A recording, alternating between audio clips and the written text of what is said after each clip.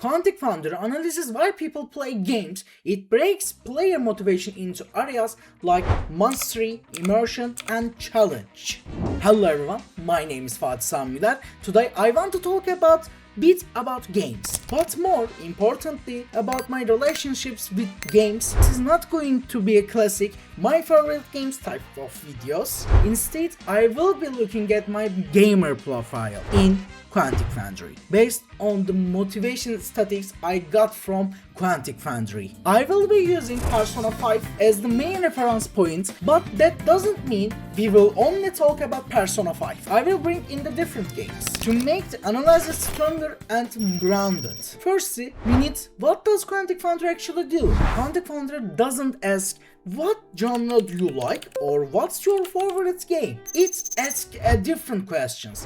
Why do you play games? Yeah. Oha, bu nasıl okunuyor lan? It measures this through. It measures this through. It measures this through. At the end of the survey, it gives you one of the 9 player profiles. Think of it as a kind of gamer identity. And my gamer profile is architect. Ya kanka yine. Architects are players who usually prefer playing solo, who enjoy planning, decision making, and long-term progressions. Instead of give me instant action, they are more like give me a system and let me figure it out. Honestly, this profile already summarizes almost everything I'm going to talk about in this video. Because what I enjoy most in games is having structure, having controls, having plans, and like this. Before going deeper into the analysis, we need to talk about Persona 5 itself. Persona 5 is a JRPG that combines dungeon crawling, life simulation, and visual novel elements. I like to call a handoff method.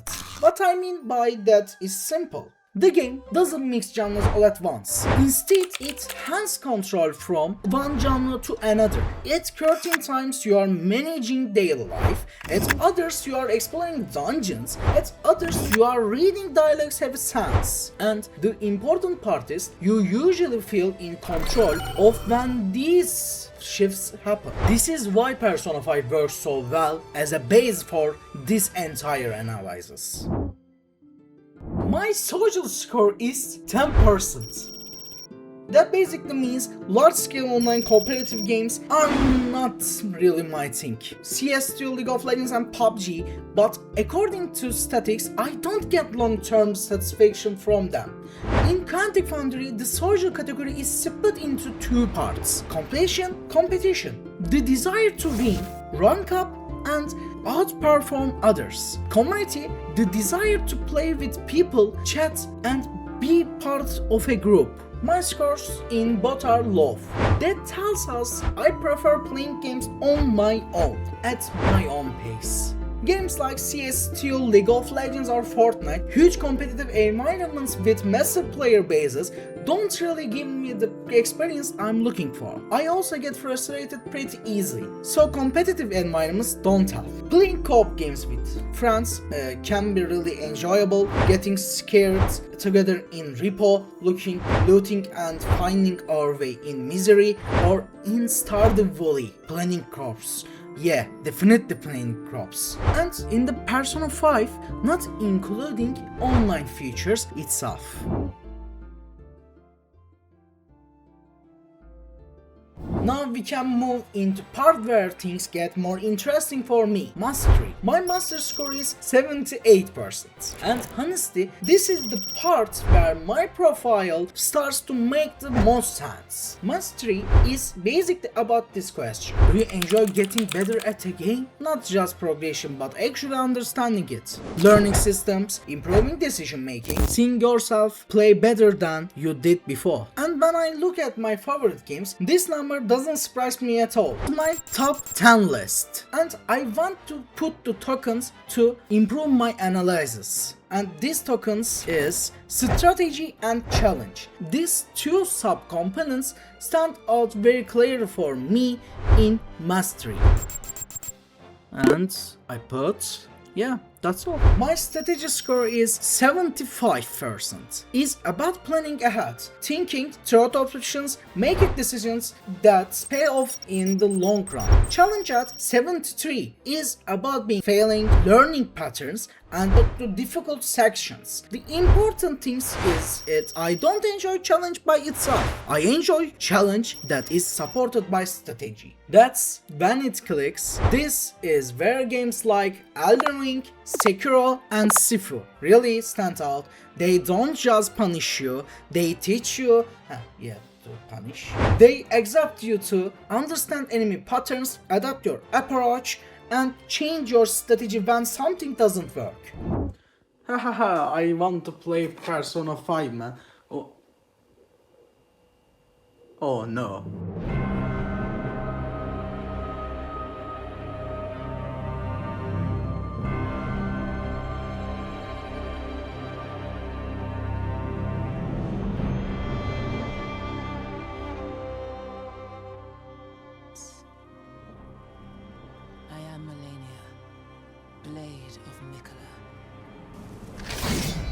Başımıza belayı aldık desene.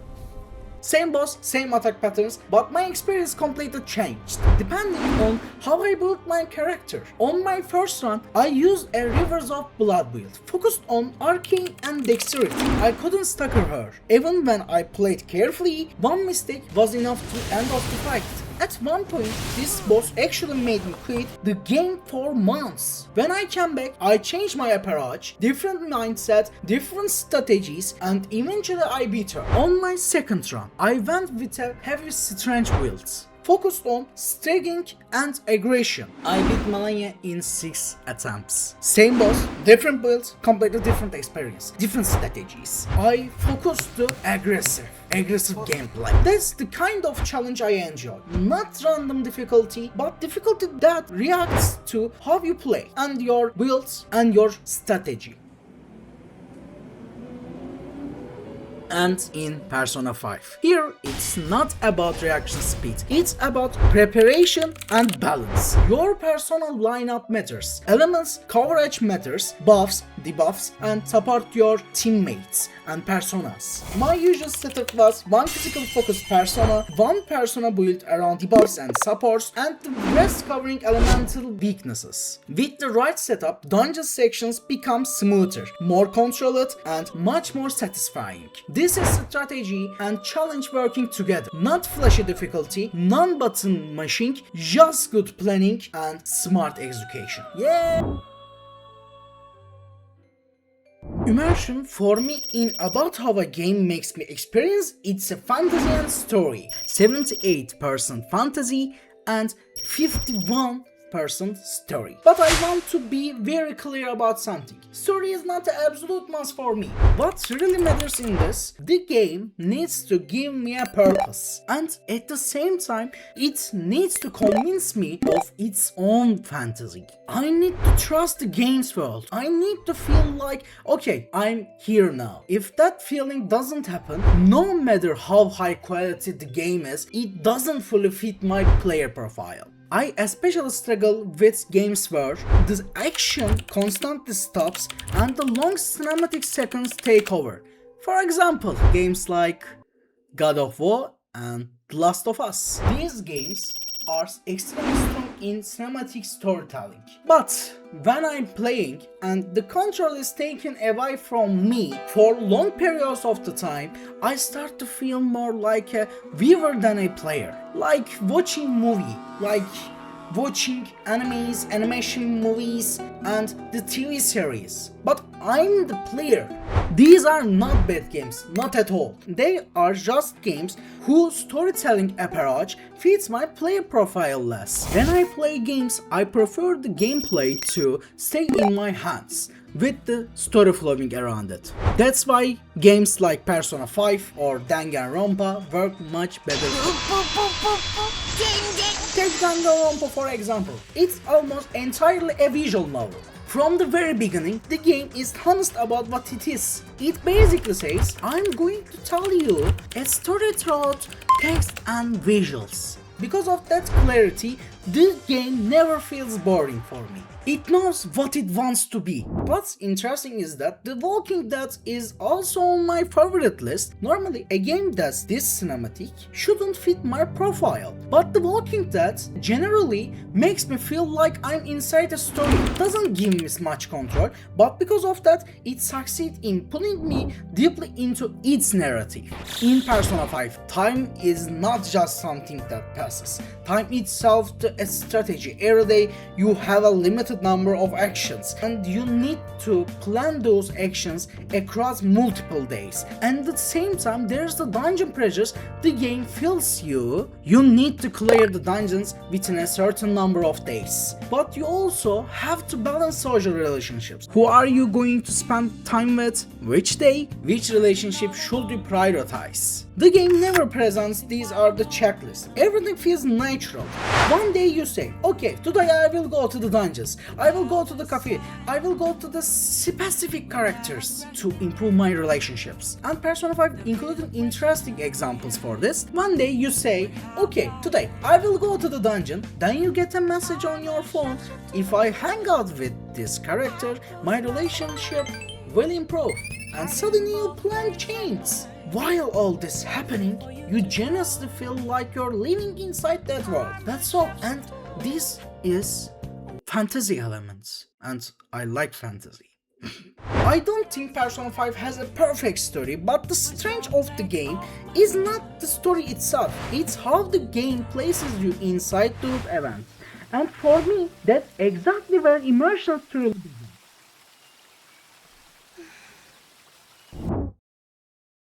After immersion, let's move on the achievements. The achievement side of my profile is actually pretty interesting. Firstly, my achievement score is 63. 63, yeah. That's all, 63. Including interesting thing.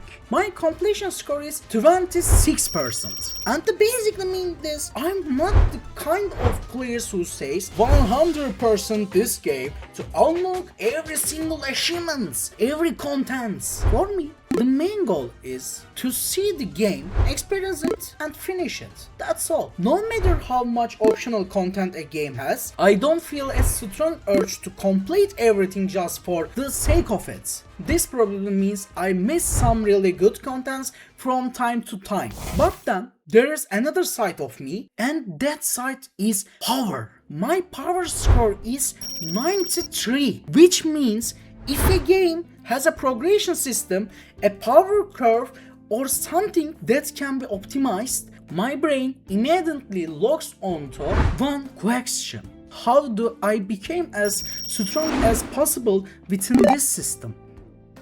In Elden Ring, this means building the strongest setup, choosing the most efficient class, finding the best combination. In Persona 5, it works a bit differently. Fusing the strongest personas, building a balanced but powerful team, using the right strategies to make the game flow smoothly, and even in something like Stardew Valley. Finding the most efficient ways to make money, creating optimal production plans. This is almost a life philosophy for me in a game industry. Persona 5 is especially interesting in this regard because the game basically tells you can do all the achievements if you want in a one run. And while preparing this video, I actually asked myself, could I fully complete Persona 5? But then I realized something. I give up on that goal pretty quickly. Videonun başında. Ben bu yanımı daha iyi anlamak istiyorum. Var mı bende böyle bir şey deyip %100 Volkan takasıyorum şu an. Kafamdaki plan o. Just not feeling like forcing it. I dropped that idea as well. Because I'm the kind of players who prefers to let the game flow naturally. And this shows very clearly in my gamer profile. For me, the important thing isn't completing everything, it's understanding the game's power systems and using them in the most efficient way possible.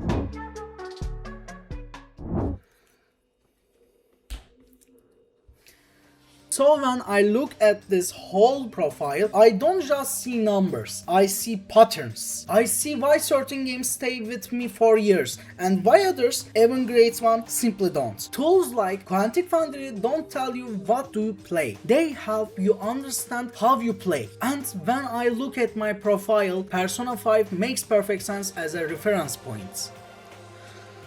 And that's all. Yeah, guys. Goodbye. And please subscribe my channel. I don't know, but please subscribe my channel. And goodbye. Good days. Hayırlı günleriniz olsun. Görüşürüz.